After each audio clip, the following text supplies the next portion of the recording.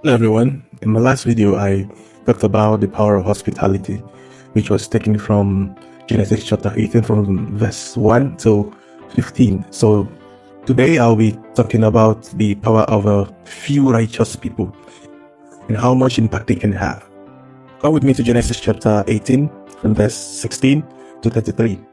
There are some few lessons from Abraham's conversation with God about the cities of Sodom and Gomorrah. God was planning to judge these two cities for their wickedness, but Abraham boldly stepped in and bargained with God. He started by asking God if he would spare the cities if there were up to 50 righteous people. God said yes. Then Abraham kept on going and brought it down to 45 and again to 40, and he goes all the way down to just 10. And each time God agreed to spare them if there were such numbers of righteous people. You see that this has shown us that God values righteousness. Even a small group of faithful people can make a huge difference, meaning that their righteous living acts like a shield and shows God's mercy and grace in their lives.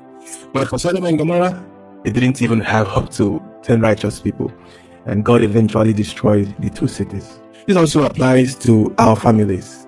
For the Bible says in 1 Corinthians chapter 7 verse 14 that the faith of one spouse can have a positive influence on the whole family.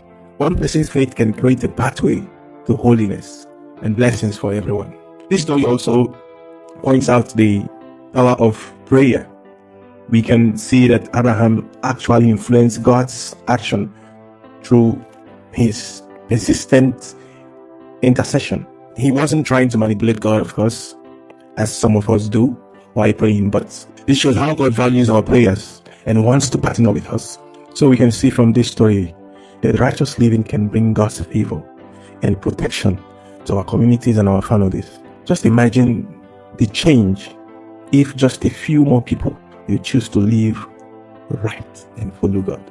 Let's be inspired today by Abraham's story. Let's not underestimate the power of our own choices. Let's strive daily to live a life that reflects God's love and truth. We can be that righteous few who will make a difference, trusting that God will walk through us to fulfill His purpose. What are your thoughts? Share in the comment sections below. Thanks for watching and have a wonderful day. Bye. The waters of my soul.